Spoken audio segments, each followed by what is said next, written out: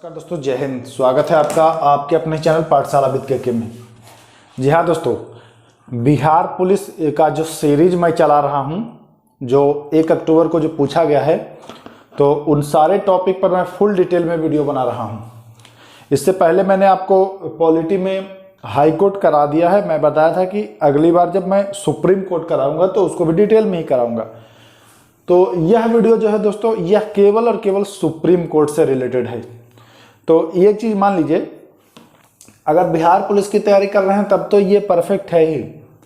आप किसी और की भी तैयारी कर रहे हैं तो चूंकि देखिए, एक चीज समझिएगा, सुप्रीम कोर्ट से जब क्वेश्चन आएगा तो ऐसा तो नहीं है कि बिहार पुलिस में अनुच्छेद 145 में व्याख्या करने का अधिकार होगा और बिहार दरोगा का आएगा तो अनुच्छेद 146 होगा, ऐसा तो नहीं होगा।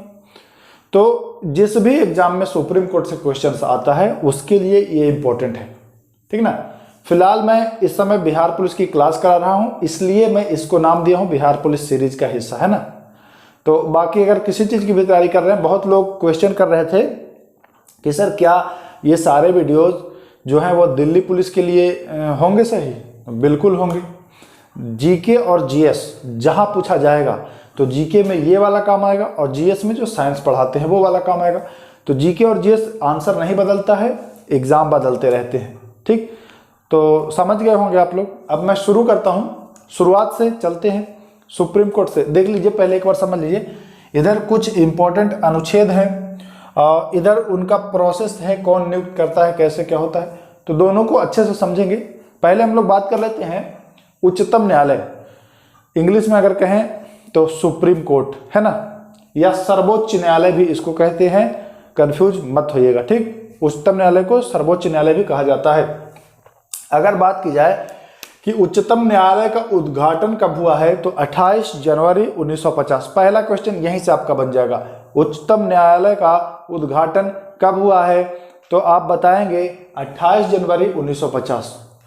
दूसरा क्वेश्चन बन जाएगा, उच्चतम न्यायालय संविधान के किस भाग में है, तो आप भाग बताएंगे भैया, भाग 5। अनुच्छेद 124 से अनुच्छेद 147 के बीच उच्चतम न्यायालय का गठन से लेकर के शक्तियां सबका विस्तार से इसमें दिया गया है। तो अनुच्छेद 124 से अनुच्छेद 147 तक है। ओके, अब हम लोग बारी बारी चलते हैं। तो देखिए, उच्चतम न्यायालय, सबसे पहले एक क्वेश्चन का आप लोग जवाब दे दीजिए। वर्तमान में फिलहाल भारत में जो उच्चतम न्यायालय है यानी कि सर्वोच्च न्यायालय, उसके न्यायाधीशों की संख्या कितनी है, मुख्य न्यायाधीश समेत? ये करंट अफेयर का क्वेश्चन है। तो आप ये बता दीजिए कि वर्तमान में उच्चतम न्यायालय में कुल कितने न्यायाधीश हैं, सर्वोच्च न्यायालय के मुख्य न्यायाधीश को लेकर के कमेंट कर दीजिए, ठीक। आगे मैं बात कर लूं कि जो इनके सुप्रीम कोर्ट के जो न्यायाधीश होते हैं, मैं मुख्य न्यायाधीश की बात नहीं कर रहा हूं, मैं सब की बात कर रहा हूं, टोटल की। तो उनकी नियुक्ति कौन करता है, तो भैया उनकी नियुक्ति राष्ट्रपति महोदय के द्वारा की जाती है। कौन करता है? राष्ट्रपति। कोई दिक्कत नहीं। पूछा जाता है सुप्रीम कोर्ट के न्यायाधीश की नियुक्ति कौन करता है? राष्ट्रपति। मुख्य न्यायाधीश की भी नियुक्ति कौन करता है? राष्ट्रपति। कैसे करता है, आगे हम लोग बात करने वाले हैं। मुख्य न्यायाधीश की भी राष्ट्रपति महोदय करते हैं और अन्य न्यायाधीश की भी राष्ट्रपति महोदय ही करते हैं, ठीक। चलते हैं आगे। दूसरा, न्यायाधीश बनने के लिए योग्यता क्या क्या होनी चाहिए, तो भैया योग्यता में देखिए, हमने यहां लिखा है कि वह भारत का नागरिक होना चाहिए, पहली बात। दूसरी बात, वह कम से कम किसी हाई कोर्ट में 5 वर्ष न्यायाधीश के रूप में कार्य कर चुका हो, किसी हाई कोर्ट में 5 वर्ष न्यायाधीश के रूप में कार्य कर चुका हो, या 10 वर्ष वकील रह चुका हो, या 10 वर्ष वकील रह चुका हो, या राष्ट्रपति के नजर में वह एक विख्यात न्यायविद हो, ठीक।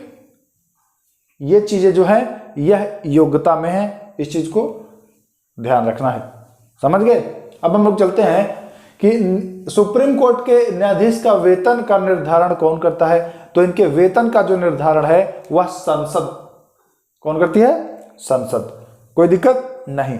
आगे बात करें हम लोग, तो सुप्रीम कोर्ट के न्यायाधीश का कार्यकाल, तो देखिए कार्यकाल के बारे में संविधान में नहीं लिखा गया है। जी हाँ, सही सुना आपने, कार्यकाल के बारे में संविधान में जिक्र नहीं है। तो आप कहेंगे कि सर तो 65 वर्ष क्या है, तो 65 वर्ष इनके एनजैक जो बना है, नेशनल जुडिशियल अपॉइंटमेंट्स कमीशन, इसमें बताया गया है कि इनकी जो उम्र होगी अधिकतम वह 65 वर्ष होगी। वही न्यूनतम आयु के बारे में कोई जिक्र नहीं है। न्यूनतम आयु अगर पूछे कि न्यायाधीश बनने के लिए न्यूनतम आयु, तो इसका जिक्र कहीं नहीं है, इसके बारे में कहीं नहीं बताया गया है। सुप्रीम कोर्ट का स्थान निर्धारण करने का अधिकार, जैसे अभी सुप्रीम कोर्ट दिल्ली में है, लेकिन सुप्रीम कोर्ट का स्थान निर्धारण करने का जो अधिकार है दोस्तों, वह किसके पास है?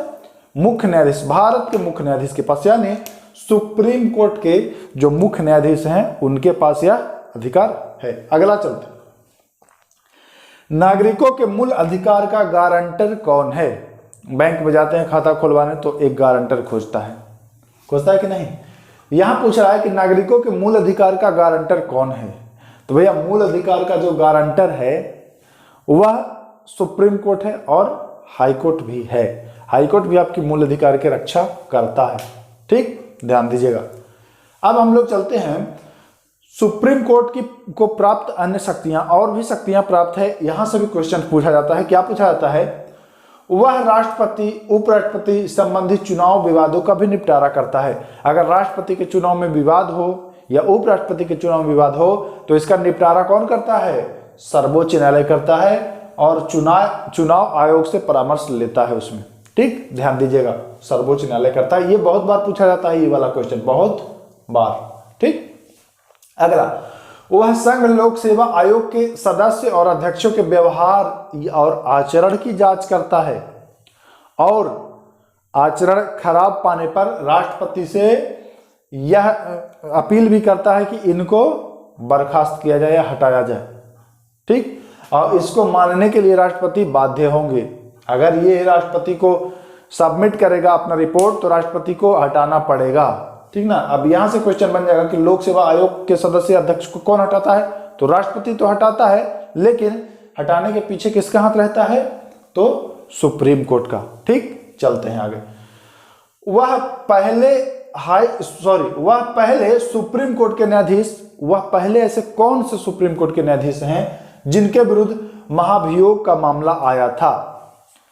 सुप्रीम कोर्ट के एक न्यायाधीश थे, 1991-93 की बात है, वी रामास्वामी, उनका नाम है वी रामास्वामी।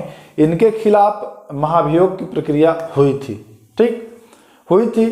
जो समिति थी उन्होंने जांच भी किया, जांच में ठीक भी पाया, लेकिन कांग्रेस की सरकार ने लोकसभा में उस समय, है ना, इसको बहुमत नहीं मिल पाया और यह मामला फिनिश समाप्त हो गया, ठीक।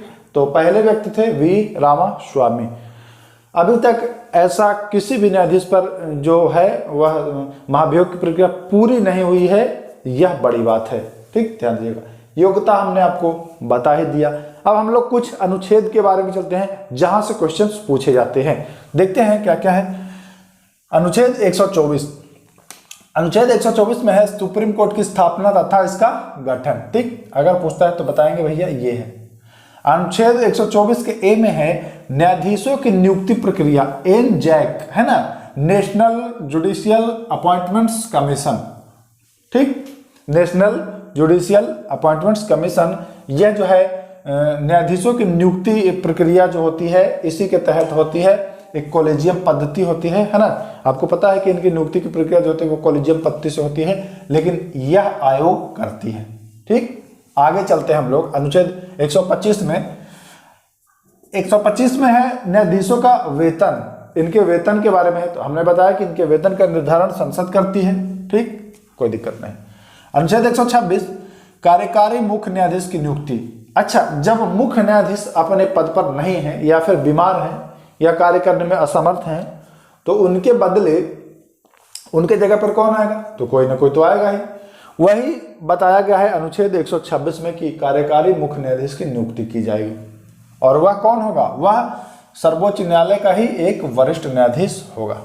127 में चलते हैं, तदर्थ न्यायाधीश की नियुक्ति। तदर्थ न्यायाधीश क्या होता है कि जब सुप्रीम कोर्ट में किसी कारणवश जो कोरम है वह कोरम नहीं पूरा होता है, न्यायाधीशों की संख्या कम हो जाती है, तो हाई कोर्ट से न्यायाधीश बुलाए जाते हैं। किससे बुलाए जाते हैं? हाई कोर्ट से न्यायाधीश बुलाए जाते हैं, ठीक ना। और उस न्यायाधीश को कैसे बुलाए जाएंगे? तो जिस हाई कोर्ट से बुलाया जाएगा वहां के मुख्य न्यायाधीश से परामर्श लेकर के और राष्ट्रपति के पूर्व अनुमति पर ही बुलाया जा सकता है। ठीक, अनुच्छेद 128 में कह रहा है कि सुप्रीम कोर्ट में जो बैठक होती है उसमें सेवानिवृत्त न्यायाधीश की उपस्थिति जो होती है वह अनुच्छेद 128 के तहत होती है। ये चीज भी ध्यान रखिएगा। 129 की बात करें तो 129 ये पूछता है कि सर्वोच्च न्यायालय एक अभिलेख न्यायालय है, ऐसा किस अनुच्छेद में लिखा हुआ है? तो बताएंगे ऐसा अनुच्छेद 129 में लिखा हुआ है। 137 की बात करते हैं, इंपॉर्टेंट है ये वाला। उच्चतम न्यायालय अपने ही फैसले के विरुद्ध या फिर अपना फैसला अगर उसको बदलना है, अपना निर्णय बदलना है, तो उसे अनुच्छेद 137 के तहत शक्ति मिला हुआ है। ठीक ना, न्यायालय द्वारा अपने ही निर्णय की समीक्षा का अधिकार है। इसे पुनर्विचार याचिका भी कहा जाता है। क्या कहा जाता है? रिव्यू पिटीशन भी इसे कहा जाता है। किस अनुच्छेद को? तो अनुच्छेद 137 को। इंपॉर्टेंट है बच्चों, ध्यान दीजिएगा। अनुच्छेद 143 तो आप लोग जानते ही होंगे, है ना, बहुत लोगों ने यूज भी किया होगा 143 वर्ड। जरा कमेंट करिए किस लिए यूज किया है आप लोगों ने। 143 जो है वह राष्ट्रपति को सर्वोच्च न्यायालय से सलाह लेने की शक्ति है ना, सलाह लेने की शक्ति है वह अनुच्छेद 143 के तहत। ठीक, अनुच्छेद 139 में है सुप्रीम कोर्ट को रीट जारी करने की शक्ति। कुछ कतिपय मामलों में सुप्रीम कोर्ट को रीट जारी करने की शक्ति जो है प्राप्त हो 139 है प्राप्त। अगला, किस संविधान संशोधन को सुप्रीम कोर्ट के द्वारा समाप्त कर दिया गया है? तो वह संविधान संशोधन है 99वां संविधान संशोधन 2014, जिसे 2015 में समाप्त कर दिया गया है। और वह मामला क्या था? मामला था न्यायाधीशों की नियुक्ति प्रक्रिया से लेकर के, है ना, इसी मामले को समाप्त कर दिया गया है। भारत के मुख्य न्यायाधीश की नियुक्ति कौन करता है? तो मुख्य न्यायाधीश की नियुक्ति कौन करते हैं भैया? मुख्य न्यायाधीश की नियुक्ति राष्ट्रपति करते हैं। कैसे करते हैं? तो ध्यान से सुनिएगा। राष्ट्रपति पहले तो सुप्रीम कोर्ट के अन्य न्यायाधीश से सलाह लेंगे, उसके बाद हाईकोर्ट के भी न्यायाधीश से सलाह लेने के बाद इनकी नियुक्ति करते हैं। देखिए, सुप्रीम कोर्ट के अन्य न्यायाधीश और हाईकोर्ट के न्यायाधीश से परामर्श लेके करते हैं। अगर सुप्रीम कोर्ट के अन्य न्यायाधीश की बात की जाए, मुख्य न्यायाधीश के अलावा जो होते हैं उनकी भी नियुक्ति यही करते हैं, लेकिन उसमें मुख्य न्यायाधीश से सलाह लेते हैं। मुख्य न्यायाधीश से सलाह लेते हैं। सुप्रीम कोर्ट के न्यायाधीश के जो हटाने की प्रक्रिया है वह अनुच्छेद 124 के 4 में है। किस में है? 124 के 4 में। अनुच्छेद 141 में क्या है? सुप्रीम कोर्ट के द्वारा लागू किया गया कानून सभी न्यायालयों पर लागू होगा। अनुच्छेद 141 में है। बात करें अनुच्छेद 145 की, तो अनुच्छेद 145 में व्याख्या करने का अधिकार है। बहुत बार आपने देखा होगा कि संविधान की व्याख्या करता है कौन? Supreme court. अनुच्छेद 145 के तहत सुप्रीम कोर्ट के न्यायाधीश का कार्यकाल की अगर बात की जाए तो 65 वर्ष। अब आप बताएंगे कि सुप्रीम कोर्ट के न्यायाधीश अपना त्यागपत्र किसे देते हैं? सुप्रीम कोर्ट के न्यायाधीश जो होते हैं वह अपना त्यागपत्र किसे देते हैं? तो वह अपना त्यागपत्र जो है वह राष्ट्रपति को ही देते हैं। एक चीज और ध्यान दीजिएगा कि नियुक्ति तो इनकी राष्ट्रपति करता है, लेकिन अच्छा ये बताइए, क्या ये राष्ट्रपति के प्रसाद पर्यंत होते हैं? तो जी हाँ, अब अगर नियुक्ति राष्ट्रपति महोदय कर रहे हैं तो राष्ट्रपति के प्रसाद पर्यंत होंगे, लेकिन इनको अपने कार्यकाल का सुरक्षा करने का शक्ति प्रदान है। मतलब कार्यकाल की सुरक्षा है इनके पास, ऐसे ही नहीं इनको हटा दिया जा सकता है। होता है ना कि हम आपके प्रसाद पर्यंत है तो आप हमको जब चाहिए तब हटा दीजिएगा, लेकिन यहाँ ऐसा नहीं है। इनको अपने कार्यकाल की सुरक्षा प्रदान है, ये ऐसे ही नहीं हटाए जा सकते हैं। इनको संसद के द्वारा जो प्रोसेस होता है विशेष बहुमत से, उसी बहुमत से इनको हटाया जा सकता है। ठीक, तो ये चीज ध्यान दीजिएगा। और ये चाहें त्यागपत्र देना तो त्यागपत्र किसे देंगे?